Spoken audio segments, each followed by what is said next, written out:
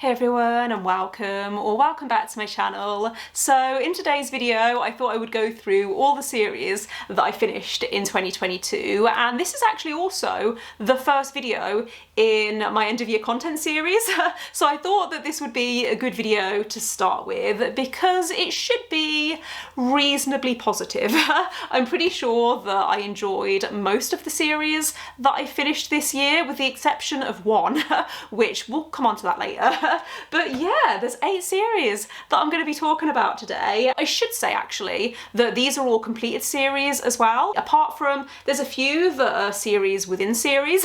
So there's a couple of trilogies that are part of longer series, and also I haven't included any series that are still ongoing. For example, I made progress in the Crescent City series this year, but because it's not a completed series and there's going to be more books, I didn't want to include it on this list. So yeah, I guess let's kick things off with one of the first series that I finished this year, and that is the Greenbone Saga by Fonda. The first book is, I've just dropped books everywhere.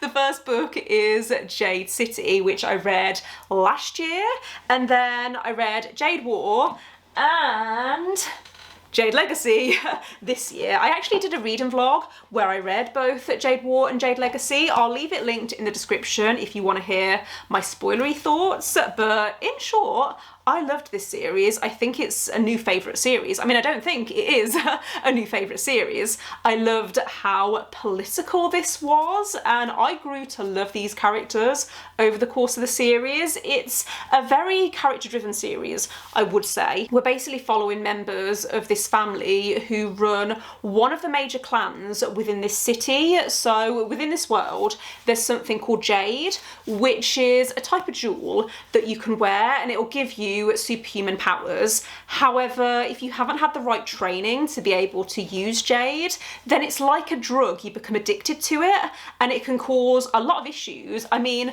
what I liked actually about this series was how powerful Jade felt. Like, I could feel the power and why these clans were so keen on controlling it. The magic system in this isn't super unique, so even though Jade does give people magical abilities, these abilities are quite generic. So it's things like you get superhuman strength and superhuman hearing. So I think that if you like fantasy books for magic systems, then maybe this isn't a series that I would recommend. I would recommend this more for the politics. I went through a roller coaster of emotions with this series. There were parts that made me cry. There were parts that made me feel really tense. I mean, the ending of Jade War, no spoilers, but oh my goodness, I can't remember the last time I was that on edge while I was reading a book. I can understand why the series wouldn't be for everyone because it is quite slow. It took me a little while to get into Jade City, but the books, in my opinion, just got better and better, and I gave Jade City 5 stars. So I was not expecting that. I wasn't expecting to love this series more and more the more that I read, but honestly, Jade Legacy is a masterpiece in my opinion. I think this book alone actually spans something like 40 years, so you see generations of this family, and you see how events from the first book influence events in this book. I loved as well how the world just opened up more and more with each book. Like, the first book is very much centered around this city and this island where Jade originates, but then with Jade War and Jade Legacy, you see how other countries within this world also want to get their hands on Jade, and it's my perfect series. It has family drama, it has politics, and the politics are so complex and nuanced, and yeah, I loved this series. I think it is a series that I'll revisit, and I will read pretty much anything that Fonda writes. I think she actually has a new book coming out in 2023 that's like a novella that I believe is separate from this series, but I'm really interested to see what I think of that too. The next series that I wanted to talk about, which I'm hoping I'm holding up in the right order, is the Faithfull and the Fallen series by Gwynne. So the first book is Malice, and then you have Valor, Ruin and Wrath. So I read Malice back in, I think it was August last year, and I had mixed feelings on it because I loved how epic it felt and I loved the potential that I saw. I had read another John Gwynne book before this. I read Shadow of the Gods and really enjoyed the writing, but I could tell with this that this was his debut because it was a bit clunky in places, and my main criticism of this series is that there's too many characters, and in particular there's too many named characters that end up becoming irrelevant. So I was reading this book and this series actually as a whole, and occasionally I would come across a character and I wouldn't be able to remember who they were, but they weren't relevant. I didn't need to remember who they were, but then sometimes I'd come across a character that was important and I wouldn't be able to remember who they were. So I got quite confused in this first book. However, I really liked the way that it ended, so I decided to pick up Valor?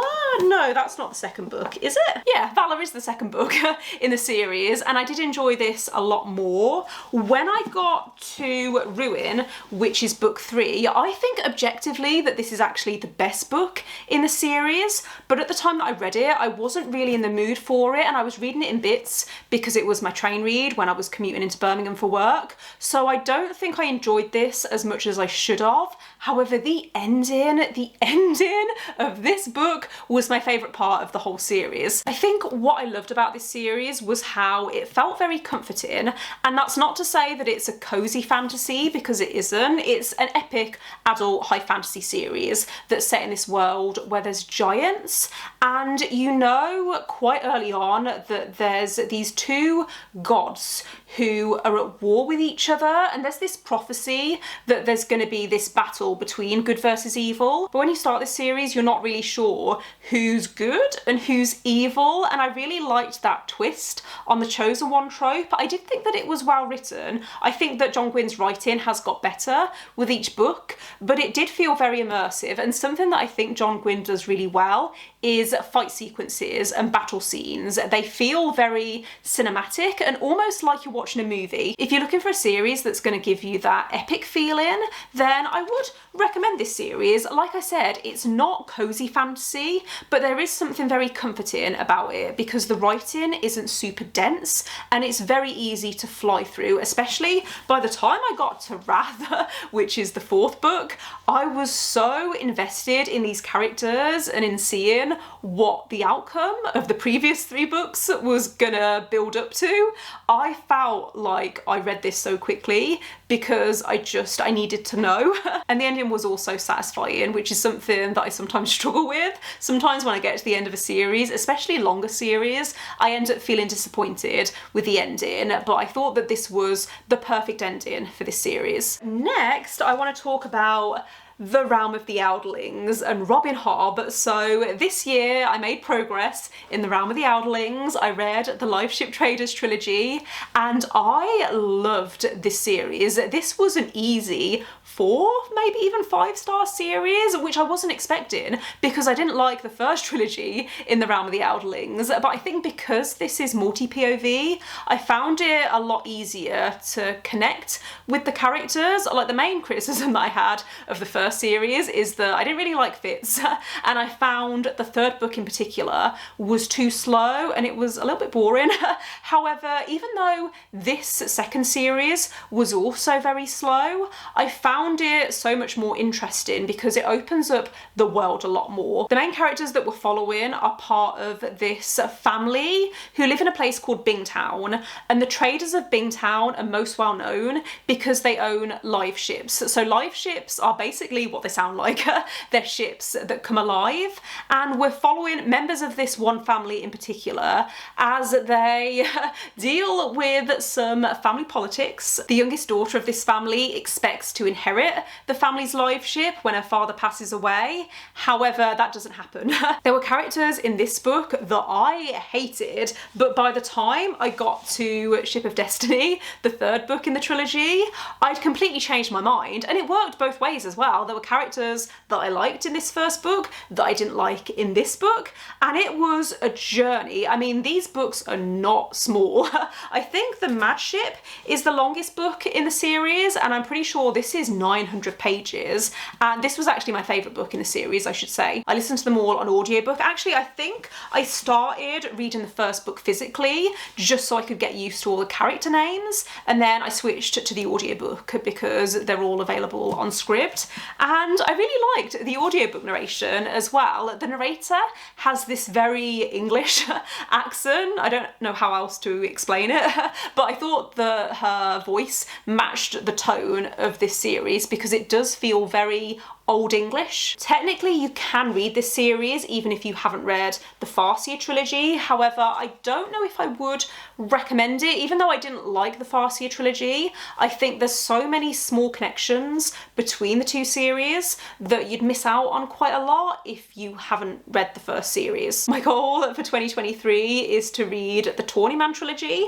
which is the next series within the Realm of the Outerlings. I don't know what I'm going to think of it though, because I didn't really like the Fitz books, and I know that the Tawny trilogy goes back to Fitz and those characters, so yeah, I'm a little bit nervous for it, but I was also really nervous for this series, and I think that this is, yeah, one of my new favourite fantasy series, which I was not expecting. The next series that I wanted to talk about is Mistborn Era 2 by Brandon Sanderson. So this is the second Mistborn trilogy. I did read Mistborn Era 1 last year and I loved it. It's one of my favourite fantasy series. I loved the characters and the world building and the magic system. So yeah, I was a little bit nervous going into the Alloy of Law because I wasn't sure what I would think of this. It's set around 300 years after the end of the Hero of Ages, and it follows a whole new set of characters, but I ended up really liking that. I really loved the characters in this series and how they're basically detectives trying to solve mysteries, and I love mystery. I love mystery books and I love mystery within fantasy, so I ended up really enjoying this series. I will say that I didn't enjoy the Lost Metal as much. This series as a whole felt a lot lighter in comparison to the first series, and the stakes didn't feel as high. Even though the stakes weren't super low, I didn't feel as anxious, I guess, as when I was reading the first trilogy. Even though there were still moments of tension, I don't want to say that there weren't, but this was just much more fun, I think. That's what I'm trying to say. There was a lot more humour, and I can see the humour not being for everyone because it jarred me a little bit in the beginning. I wasn't sure if it was something that I'd like, but yeah, I ended up really enjoying this series as a whole. I think I gave the first book 4 stars, and then I gave the second 2 books 5 stars, and then I can't remember what I gave the Lost Metal. I feel like maybe I did give it 5 stars, but on reflection it's probably more like a 4. This felt a little bit info-dumpy at times. I could tell there were parts where Brandon Sanderson was trying to explain stuff for people who haven't read other books in the Cosmere, and I haven't read Stormlight, so there were parts where I could tell that I was missing out on stuff. Even though I was still following everything, I understood everything that happened in this book, it still felt like a Cosmere book rather than a Mistborn book. So yeah, that was my main criticism of the Lost Metal. However, I did like the way that this series wrapped up, and it has made me excited to read other books in the Cosmere. I'm really excited actually to see what happens with Mistborn Era 3. Don't know when that's coming out, but I am really excited to see what happens with the next trilogy in this series, because something that I loved about this series was seeing the evolution of the magic system and also the evolution of the technology and how allomancy works with technology, or how it blends with technology. I feel like that's the right word. For anyone who doesn't know, the magic system in the series is based around allomancy. So there's people who can ingest metal and it gives them magical abilities. And yeah, what Brandon Sanderson Sanderson did with the magic system in this series was really interesting. I really liked it, and I really liked seeing how the characters in this series viewed the characters of the first book. Because 300 years have passed, the characters from the first book are now part of myth and legend, and I really liked the way that that was all woven together. Moving on to the Villains duology by V. Schwab. So I read both of the books in this duology this year, and I enjoyed this duology. I don't think I enjoyed it as much as other people have. However, something that I'm learning about V. Schwab's books is that while I like the concepts, I don't always like the execution, and I think the first book in this series was too fast-paced for me, but also I think I knew too much about the first book in this series, and so there was nothing really that surprised me as I was reading, and as someone who likes plot twists, it was a shame actually. I think because it's so popular and because it's been out for a while, I'd heard so many people on BookTube talking about it and recommending it, and every person that I'd heard talk about this series had described it in a different way, and so as I was reading I realised that I was piecing too many pieces together. What it did mean though is that when I got to the second book I enjoyed it a lot more because I didn't know anything about it.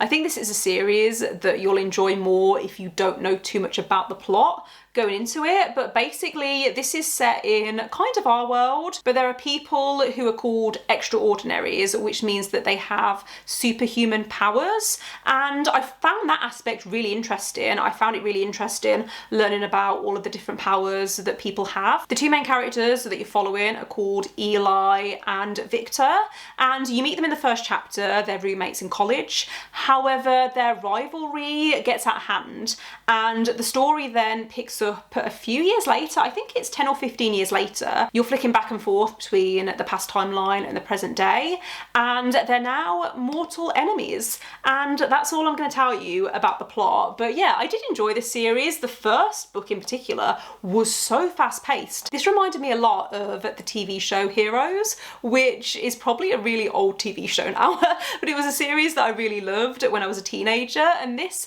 reminded me a lot of that. So I think if you like the concept and you like fast-paced fantasy, then I would recommend it. So those are all the fantasy series that I finished in 2022. I'm now going to talk about a YA mystery series. So this is the Good Girl's Guide to Murder series by Holly Jackson. I did read the third book as well this year. I just don't own a physical copy because I listened to the audiobook. I would recommend the audiobooks actually for this series. There's multimedia, and I think that worked really well as an audiobook, so I would recommend the audiobooks. However, I had very mixed feelings on this series because I loved the first book. I think the first time I read this, I gave it 4 stars, and then on reread, it was a 5 stars. I really enjoyed it. And same with Good Girl, Bad Blood. I gave this 5 stars. I really loved the ending and how it really surprised me. I loved the plot twists in these first 2 books. However, I hated As Good as Dead, the third book in the series. I hated it to the point where I was visually reacting to it as I was listening to it. And I think the issue that I had is that while this series isn't the most believable, like, you do have to suspend disbelief a lot with the series because you're following a 17-year-old girl who's investigating crimes within her small town, so you do have to suspend disbelief that this could actually happen. However, what I hated about the third book is how the characters were really acting out of character, and they were doing stuff that to me didn't make any sense. I hated the direction that it went in, and if you've read the series then you'll know exactly what I'm talking about, because the ending to the third book is very divisive. People seem to either love it or hate it, and I didn't like it. At the same time though, I can appreciate that Holly Jackson took a risk with this third book. I think that it's really admirable when authors take that risk and when they make a bold choice. It has made me a little nervous to read other books by this author. I was fully expecting to give every single book in this series 5 stars, and I didn't. It all went downhill with the third book and I was so disappointed. It's probably probably my most disappointing book of the year, As Good as Dead. So the next series on my list is the Written in the Stars series by Alexandria Bellefleur. So I don't actually own any of these books physically because I listen to the audiobooks on Scribd, but this is an adult romance series, and technically this is a series of companion novels, so you don't have to read all of them, you don't have to read them in order or anything like that, but there's characters that appear in the first book that then appear in later books, so I enjoyed reading them in order because I really loved the friendship group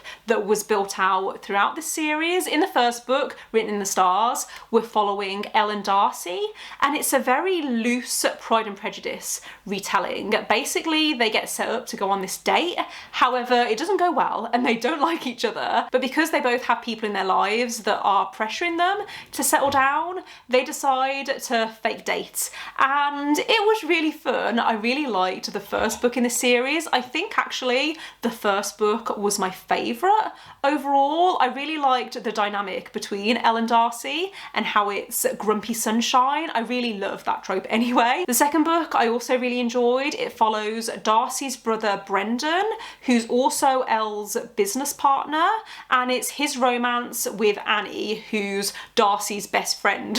So it's a best friend's brother to lovers situation. I think that's the right trope. I think this was almost a 5 stars, but my main criticism was that it felt a little bit sickly sweet at times. But if you are looking for a romance where there's very low conflict, or where the conflict makes sense for the situation, then I would recommend this one. I really liked it. I think this was probably my favourite listening experience. The third book in the series came out earlier this year. It's called Count Your Lucky Stars, and it's a second chance romance, which I knew was going to be a risk because I don't tend to like second chance romances, and unfortunately I didn't like this one as much as the first 2 books. I still gave it 3 stars. It just wasn't my favourite trope, and so I knew that I probably wasn't going to enjoy it.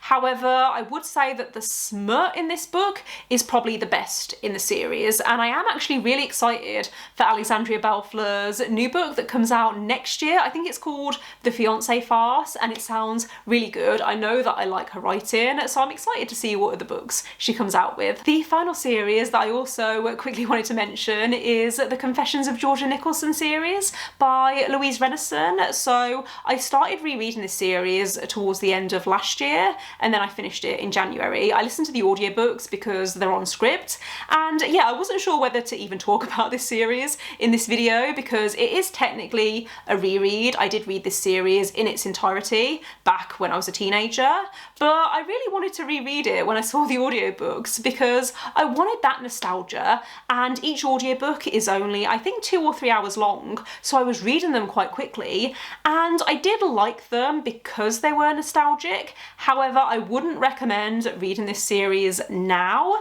because it hasn't aged well. There's a lot of homophobia and fat phobia, and it was quite jarring listening to it with a modern brain. The audiobooks are actually narrated by the author, which I thought was pretty cool, but yeah, like I said, I wouldn't recommend this series to a modern audience, but I would be really interested in rewatching the film because I can remember really enjoying it when that came out. That does bring me to the end of the video though, so thanks for watching. If you made it this far, let me know in the comments if you've read any of these series and what you thought of them. Let me know how many series you finished this year, or let me know what was your favourite series that you finished this year because I'm really curious. Don't forget to give this video a thumbs up if you liked it, and click subscribe if you would like to see more videos from me, but otherwise I will see you next time. Bye!